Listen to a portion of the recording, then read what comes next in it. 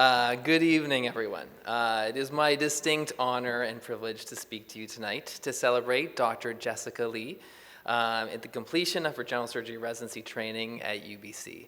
To be honest, I am a little nervous to be following, the legendary Morad Hamid, who we all know is prone to giving epic speeches and apparently also a professional cinematographer. But at this point, I really want to make sure we're certainly celebrating Jess for all of her, because she deserves all of our admiration and praise, and I will do my best to do her justice, okay? Jess grew up as an only child in Montreal, and it would probably not come as a surprise to those that know Jess well that she was an independent thinker from a very young age, or so I am told.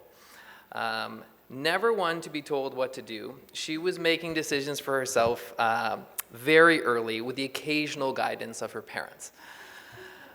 She was a very active child, playing piano, skating, skiing, and swimming.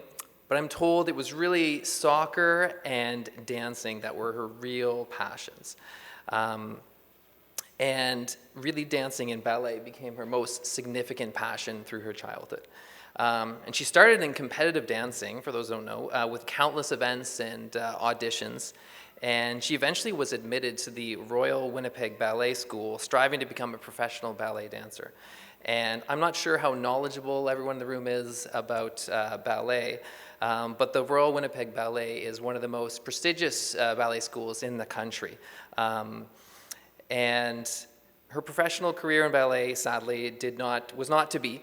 But I think that sort of work ethic that was instilled in her at a very young age, with hours of practicing, the intense physical demands, and the competitive environment, set her up for success in a career in surgery. Jess is tough. In fact, one of her co-residents recalled her saying, "Sometimes when I think about surgical residency is hard, I think back to my days dancing and how much physical pain I was in and how much my feet hurt.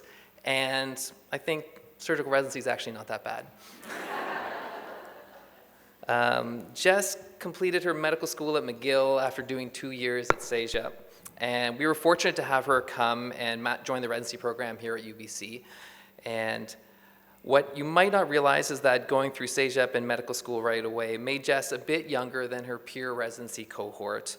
However, you'd be hard-pressed to notice it, as Jess she demonstrates such poise, maturity, and vigor in all of her activities. I first met Jess as a PGY1 on the ACS service in 2018, and I could tell right away that she was a very special resident. She's extremely bright, clearly hardworking, possessed an early talent for surgery from the first moment I operated with her. She was also quite confident and self-assured, and I remember overhearing her answering a page and being on a phone, explaining something to another healthcare worker that was not very straightforward. And after finishing the conversation, remarking, "Oh my gosh, I can't believe they would make me waste my time like that."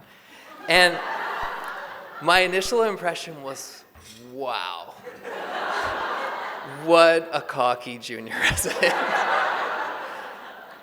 I really like her. And I got to know a number of her mannerisms, like when she doesn't agree with someone when they speak an idea, she'll just look at them with a non-blinking face and just be in silence for a long period of time. Or if she witnesses a social injustice or some inappropriate behavior, she'll always have the courage to stand up and say, "No, that is not okay." And I remember later on in her first year of residency, after reviewing an article in JAMA for a 5 and 5 presentation, Jess told me that she wanted to spearhead a research project that would span over a couple of years and eventually culminated in publications and presentations at international meetings. And I think her first comment to me when reviewing the JAMA paper was, "I think we can do much better than this." And her enthusiasm and ambition is infectious, and I see comments that are Looking at the next slide, I went a little too early, but I don't think people knew that, I didn't realize prior to researching Jess for this talk that apparently she's quite skilled at putting on makeup on the go and never misses an opportunity to show her style, like wearing high heels to trauma team activation as a PGY1. But after 3 years of residency, Jess went to Boston for a Master's of Public Health and Clinical Effectiveness at Harvard T-Chan School of Public Health. And I think this was a fantastic opportunity for Jess as it provided exposure to research and mentorship on an international stage. And I think it opened a door of possibilities for her, and like knowing Jess, she just jumped right through it. It gave her the chance to reflect on what type of career she was interested in pursuing, and she came back from Boston with her mind set on a career in surgical oncology. And in classic Jess form, never to fall short of a goal or aspiration, she is on her way to start at one of the best fellowship programs in surgical oncology in the world at MD Anderson Cancer Center in sunny Texas.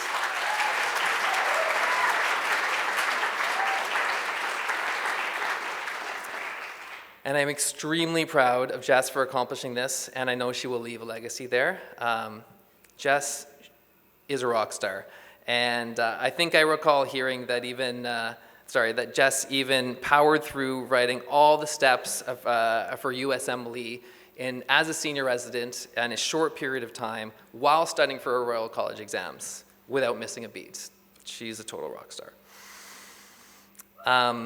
Jess recently purchased this book for me as a gift, and Hidden Potential by Adam Grant, and it's about unlocking the science of success in sort of improving your own performance and elevating those around you.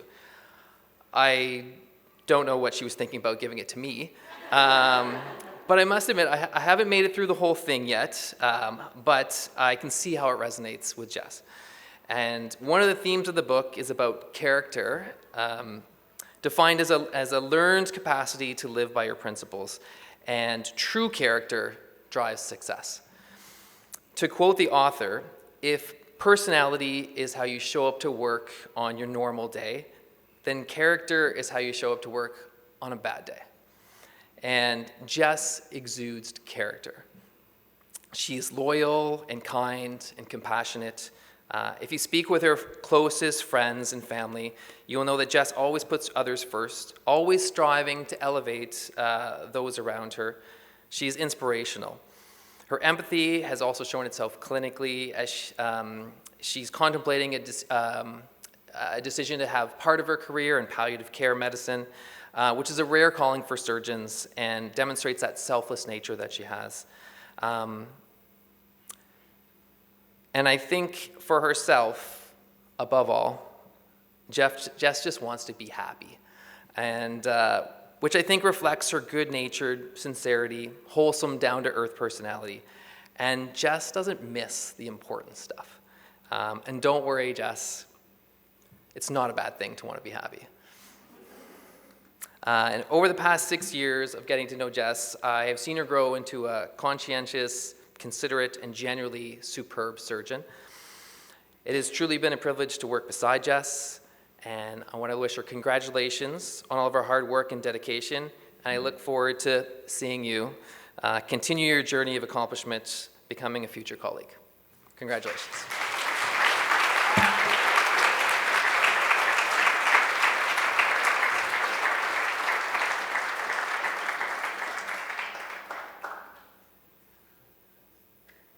Thank you so much for that introduction, Dr. Hamilton. You went above and beyond. You were one of the first people to see a little surgical oncology spark in me as a junior, and I wouldn't be on my current path without you. So I'm so grateful for you. And you've also been an amazing surgical mentor to me. I often hear your voice in the OR when I need a bit of motivation, you telling me to surgeon up.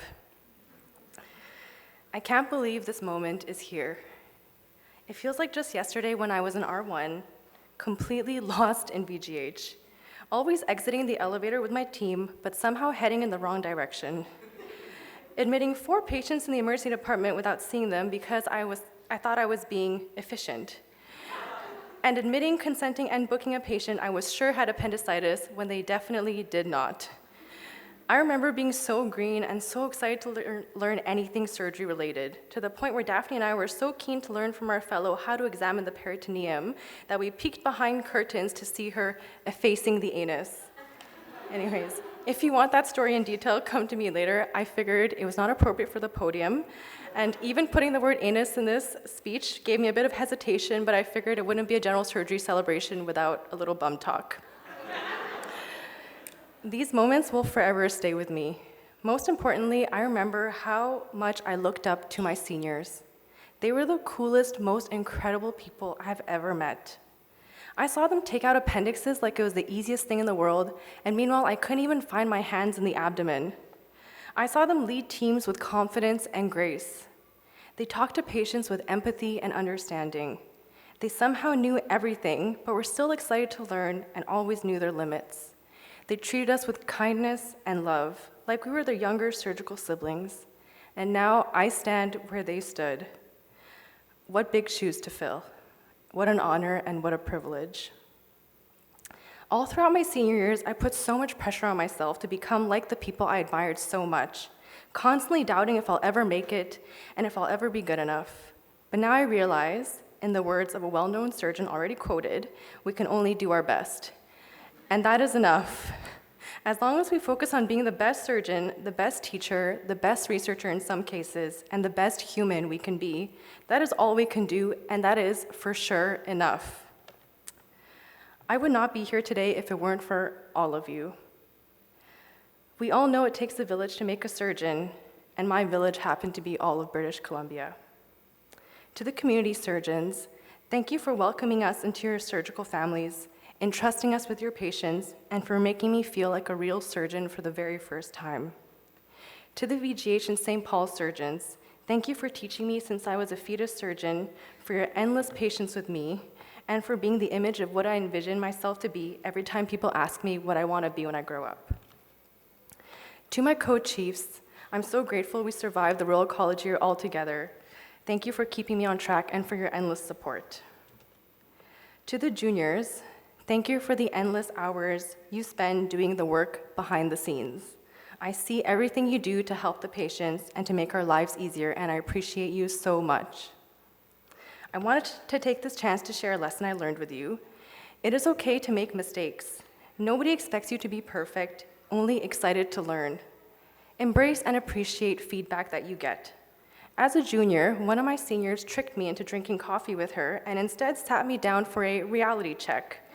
And even though it was hard at the time, and I don't accept coffee invitations anymore, it helped shape me into the resident I am today, and for that I am so, so grateful. To the seniors, it has been an honor and privilege being in this program with you. I am constantly in awe of your commitment to patient care, to excellence, and to teamwork. I can't wait to see the surgeons you become, and I know the future of surgery is in amazing hands with you. My advice to you is that natural talent will never replace hard work. Lead like you want to be led. It is so easy to become the leader that we swore we would never become. To my parents, thank you for always being there for me and for loving me no matter what. I'm so grateful that all you've ever wanted for me was to be happy, and everything else is just a bonus. I know that seeing me do what I love has been hard for you at times. Seeing me come home to Montreal and being a shell of a human, lying in bed for days being comatose, and only to come down to have a bit of your cooking. Seeing me sometimes sacrifice my own health to take care of others. I hope you know that I've been so well surrounded here, so well taken care of, and have been so loved by all these amazing people. To my program directors, thank you for being my surgical parents. I know that my parents are so grateful for you for taking over the baton from them and for shaping me into the person I am today. I'm so grateful that for these past 6 years, UBC welcomed me into your surgical family. You helped me grow not only as a surgeon, but also as a human being. And even though today is a celebration of the end of residency, I know that we are not saying goodbye, but just see you later. Thank you.